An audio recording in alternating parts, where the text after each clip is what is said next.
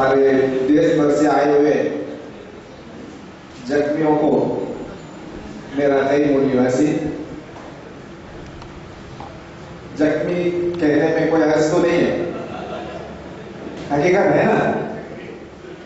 तो और सबसे बागसेब के अंदर शुरू में जब आया था तब से ही हिंदुस्तान नाम लेना गलत समझाया जाता था, लेकिन कुछ लोग आज भी हिंदुस्तान, हो सकता है गलती से ले लेते हैं। हिंदुस्तान नाम लेना मुझे बिल्कुल नफरत है, और जो लिया उसको समझ में आया होगा। तो आज के बाद कभी दोबारा बागसेब के मंच पर हिंदुस्तान का नाम ना लें, भारत कहें। और हम हमेशा जब से यूनिफिकेशन बना तो ज्यादा हम लोग कंफ्यूज हो गए थे, और कंफ्यूजन को दूर करने की आशा को लेकर हम लोग पहुंचते हैं। ये दूसरा कार्यक्रम है। यहां पहुंचने के बाद कंफ्यूजन कम होने के बजाय ज्यादा हो जाता है। लोगों के बातें सुनकर कुछ अच्छा भी लगता है, कुछ तकलीफ भी होता है। तो ये आज मैं समझता हूं कि ये आखिरी कंक्लूजन वाला मीटिंग हो। शाम के कंक्लूजन तक ये सारा कंफ्यूजन दूर हो जाना चाहिए। और वायरस बनाने वाले का, कंप्यूटर यूज करने वाले होंगे, आपको पता है एंटीवायरस बनाने वाले से ज्यादा वायरस बनाने वाले का पगार होता है। यदि इसका 50,000 है तो वायरस बनाने वाले का 2 लाख। ये हकीकत है। मैं पढ़ा लिखा नहीं हूं, गलती हो तो माफ करना। हम लोग गद्दारी को सदियों से सहन करना सीख गए। हकीकत तो हमारे साथ हर कोई गद्दारी करता है, हम लोग माफ करने में बड़े माहिर हैं। तो मैं आज से बोलता हूं कि माफ करने की आदत बन करें। हम लोग यूनिफिकेशन चाहते हैं, तो कोई भी और हमारे साथ गद्दारी करता है तो उसको माफ नहीं किया जाना चाहिए। तो हमारा संगठन दोबारा कभी टूटने की अंदेशा नहीं हो सकता। बिल्कुल इस बात को ताली बजाने के मकसद से नहीं बोल रहा हूं, दिल में लेने की जरूरत है। और बहुत सारी बातें हैं, लेकिन समय 5 मिनट का दिया गया है। मैं जाते जाते एक टाइम पीकर जाना चाहता हूं। इस मीटिंग के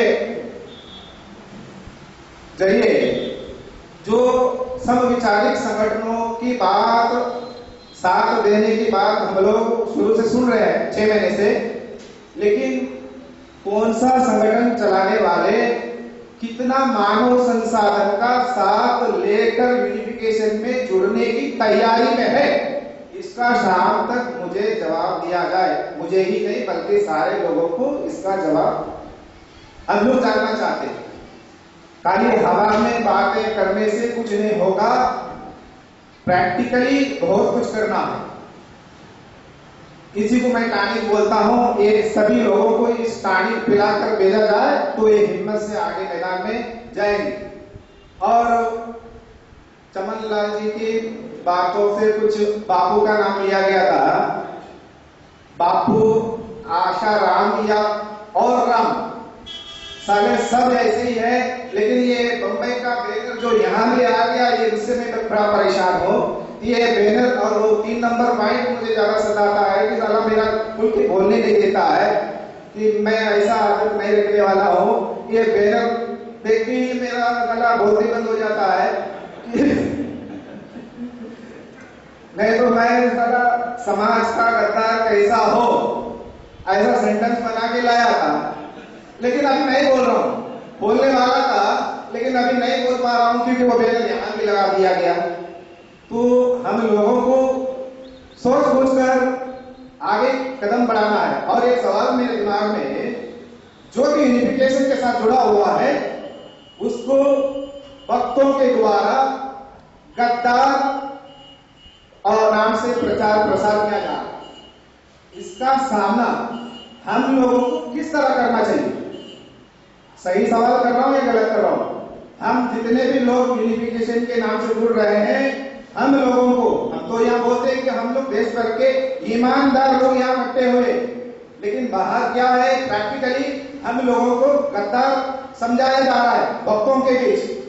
तो इन भक्तों के बीच भी हमको बातचीत करना पड़ता है, हमारे भाई भी उसके अंदर है। इन भक्तों के साथ में हम किस चीज को लेकर इनको समझाएं, इसके बारे में भी कंक्लूजन से पहले जवाब दे दिया जाए। इतना ही मेरा बात रखता हूँ और बाकी सारी बातें समझ सुनने के बाद में शाम तक फैसला हो, ऐसा आशा और विश्वास करता हूँ। जय बोलिए। हमारे देश भर के आए हुए सभी साथियों ने बातें रखी। इसमें हमारे एक साथी है जिन्होंने स्वयं रास्ता भी किया, मनोज मोटकर सर, उन्होंने एक बात रखी थी कि coming together is a beginning, coming together is a beginning, keeping together is a progress और working together is a success. तो आज तक हम लोग कमिंग टुगेदर थे, आज हम लोग इकट्ठा रखने में कामयाब हुए और शाम तक जैसा अब्दुल शुक्र सर ने कहा कि इन सारी चीज़ों को हम ध्यान में रखते हुए वर्किंग टुगेदर अगर हो जाते हैं तो हमारा सक्सेस यहीं से शुरू हो जाता है। और बहुत सारे साथियों ने जो बातें रखी, जैसे कि हमारे पूर्व राष्ट्रीय अध्यक्ष चंदू मस्के सर, उन्होंने कुछ गौर करने लायक जो नई बातें इस सभागृह में रखी, तो उन सारी बातों के ऊपर लंच आवर में हम लोग चर्चा करेंगे और जो एमओयू हमारा बन रहा है तो उसके ऊपर जब भी वो डिस्प्ले किया जाएगा तो उसके बाद ही हमें और ज़्यादा विस्तार से चर्चा करनी है।